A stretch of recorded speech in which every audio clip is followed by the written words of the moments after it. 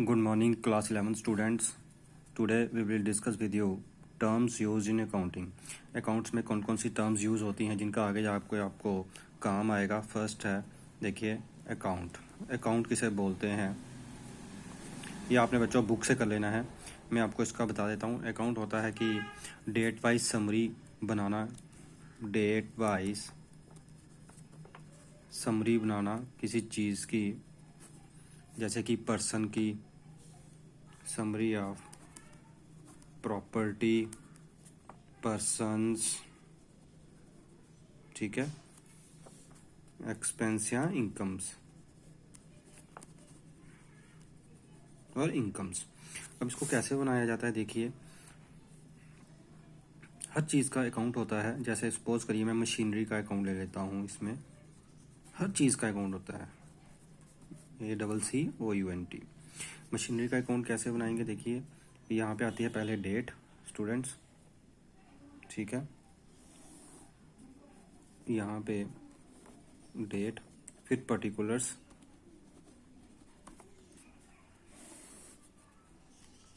फिर उसके बाद LF. LF का मतलब होता है लेजर फोलियो, कि लेजर के कौन से पेज पे है अकाउंट, जहाँ से हम ये अकाउंट बना रहे हैं वो एक्चुअल कहाँ से लिया गया है, किस बुक से लिया गया, उसका क्या पेज नंबर है. फिर से डेट, फिर से हम यही चीज़ यहाँ पे रिपीट करेंगे, डेट पर्टिकुलर LF और, ठीक है, date particulars LF, ledger folio and amount.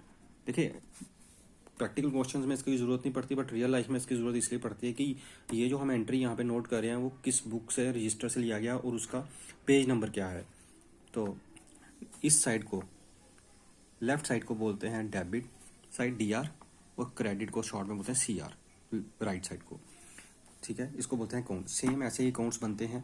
जब भी जितने भी अकाउंट्स बनाने हो, जनरल एंट्री के बाद अकाउंट्स बनते हैं, वो आगे जाके आपको पता लगेगा. अभी आपने इसमें देखना है कि अकाउंट्स कितनी तरह के होते हैं. इसमें students, classification of accounts,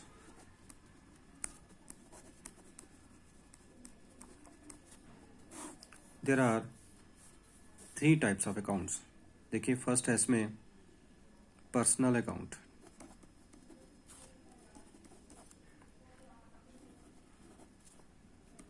personal account. Personal account क्या होता है कि ये किसी के भी नाम को रिप्रेजेंट करता है, ठीक है, नाम को डायरेक्टली और इनडायरेक्टली रिप्रेजेंट करता है. डायरेक्टली और इनडायरेक्टली का मतलब है, जैसे कि इसको आगे 2 पार्ट में डिवाइड कर दिया गया है पर्सनल अकाउंट को. देखिए, पर्सन से बना है पर्सनल अकाउंट, किसी का पर्सनल अकाउंट, किसी इंसान के नाम का अकाउंट है. जैसे देखिए, फर्स्ट है इसमें आर्टिफिशियल अकाउंट. चलो, अब मैंने शुरू कर दिया, लिख लेता हूँ, आर्टिफिशियल अकाउंट. और second one is natural account. तो आप कुछ भी बोल सकते हो, फर्स्ट पहले नेचुरल बोल लो, बाद में आर्टिफिशियल बोल लो. नेचुरल से शुरू करता हूँ. देखिए, नेचुरल अकाउंट होता है जैसे किसी पर्सन का नाम, जैसे कि राम का अकाउंट, मैंने बताया था ना, सभी का अकाउंट होता है, क्लियर. श्याम का अकाउंट जो डायरेक्टली किसी के नाम का, इसी का मतलब अकाउंट, किसी के नाम को रिप्रेजेंट करता है, विद बोन फ्लश जो बना होता है इंसान का. आर्टिफिशियल हो गया जो इंसान नहीं है बट रिप्रेजेंट करता है, जैसे कि बैंक का अकाउंट,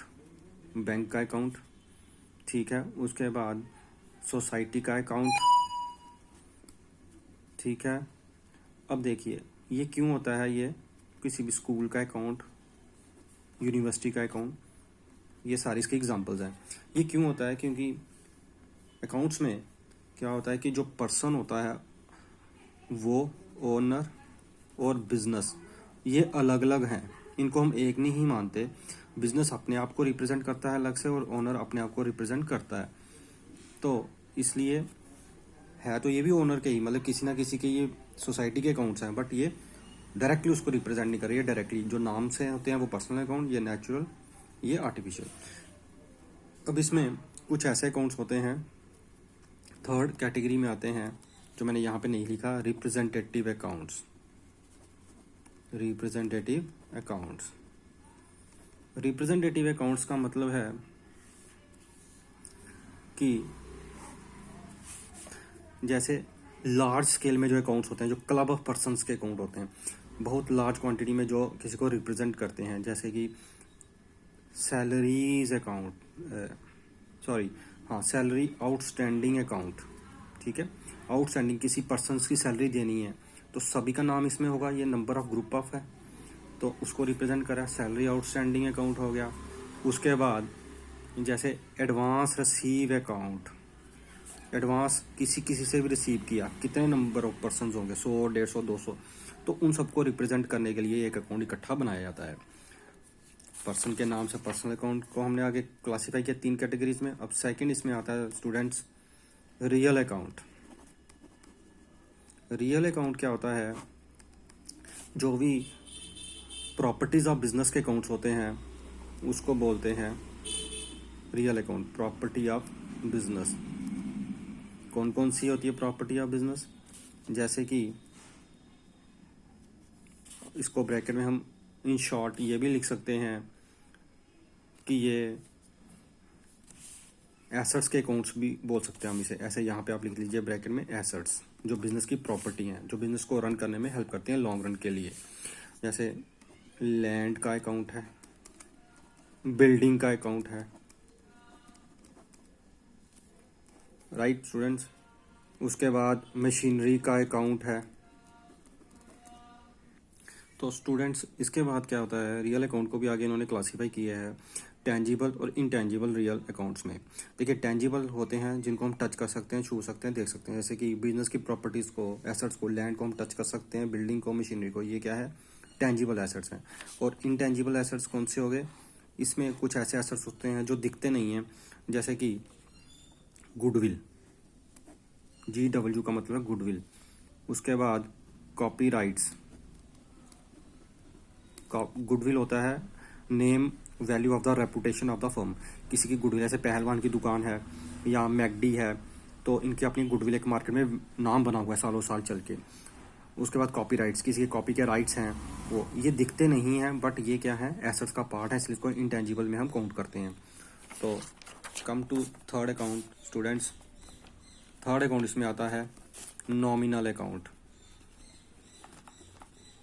ये एग्जांपल्स पूछते हैं बहुत बार पेपर में, तो ये आपको आनी चाहिए, ये इसी के बेस पे अकाउंट्स डिपेंड है। नॉमिनल अकाउंट क्या होता है, expense of account of any expenses, कोई भी एक्सपेंसेस हो किसी भी तरह के, या इनकम्स हो,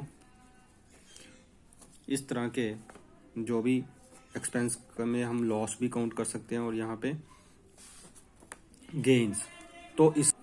तो students expense, income, loss, gain, इस तरह के जो भी खर्चे इनकम के अकाउंट होते हैं वो नॉमिनल अकाउंट में काउंट होते हैं। जैसे कि इसमें सैलरी खर्चा है, रेंट, लॉस बाय थेफ्ट नुकसान है, इस तरह के सारे खर्चे इसमें जो भी हैं इनके अकाउंट्स बनाए जाते हैं वो नॉमिनल में आते हैं। मैं आपको दोबारा से समरी बता देता हूँ। आज हमने क्या पढ़ा, अकाउंट्स क्या होता है, वो कैसे बनता है, डेबिट और क्रेडिट साइड होती हैं, date, particular, LF, journal entries जो भी पूरे डे में बनाई जाती हैं, उसकी जो लास्ट में समरी बनाई जाती है वो यहाँ पे हम ले लेते हैं यहाँ पे। उसके बाद अकाउंट्स क्लासीफाई होते हैं 3 कैटेगरीज में, इंपॉर्टेंट है ये मैं यहाँ पे लिख रहा हूँ, पर्सनल, रियल एंड नॉमिनल। 3 तरह के अकाउंट होते हैं, पर्सनल में आर्टिफिशियल एंड नेचुरल अकाउंट्स होते हैं, ठीक है। पर्सन के नाम से जो अकाउंट्स होते हैं डायरेक्टली और इनडायरेक्टली उनको पर्सनल अकाउंट बोला जाता है। आर्टिफिशियल और नेचुरल, पहले नेचुरल पे आते हैं, नेचुरल हो गया जैसे राम अकाउंट, श्याम अकाउंट, जो पर्सन के नाम के अकाउंट हैं, और आर्टिफिशियल जो दिखते नहीं हैं पर्सन बट उनको रिप्रेजेंट करते हैं। उसके बाद रिप्रेजेंटेटिव अकाउंट्स कौन से होते हैं, जो लार्ज नंबर ऑफ पीपल्स के अकाउंट्स इकट्ठे होते हैं, जैसे सैलरी आउटस्टैंडिंग कई लोगों से लेना है, एडवांस कई लोगों से लिया, ये। उसके बाद real account, second category. Real account होता है प्रॉपर्टी हुई बिजनेस की होती है, एसेट्स जिसे हम बोलते हैं, जो बिजनेस को लॉन्ग रन में चलाने के लिए हेल्प करते हैं। आप मेरी पिछली वीडियो में देख सकते हैं, उसमें मैंने बताया हुआ है। तो land account, building account, machinery account, goodwill account, copyrights account. अब इसमें 2 कैटेगरी में इसको डिवाइड किया गया, tangible, real and intangible. Tangible जिसको हम देख सकते हैं, छू सकते हैं, वो वाले एसेट्स, जैसे land, building, machinery, physical existence है जिसकी। गुडविल, कॉपीराइट जिसकी फिजिकल एग्जिस्टेंस नहीं है बट ये एसेट्स होते हैं, दिखते नहीं हैं, तो ये इनको बोलते हैं इनटेंजिबल रियल अकाउंट। उसके बाद होता है नॉमिनल अकाउंट। नॉमिनल अकाउंट में खर्चे या इनकम से रिलेटेड आते हैं, salary, rent, loss by theft account, इस तरह के अकाउंट्स को बोला जाता है नॉमिनल अकाउंट्स। अब इसमें स्टूडेंट्स आपने एक रूल याद रखना है, rules of accounting, very important again.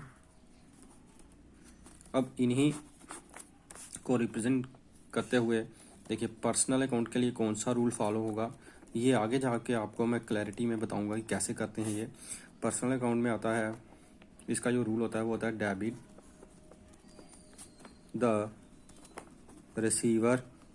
ये पिलर हैं अकाउंट्स के, इसी पे खड़ा है accounts. Debit the receiver and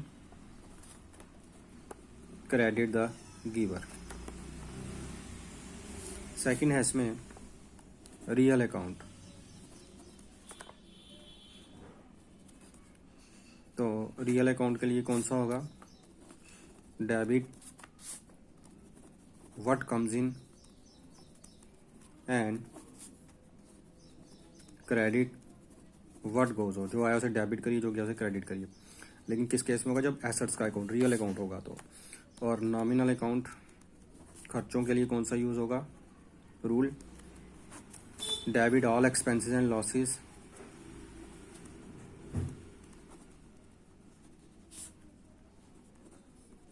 and credit all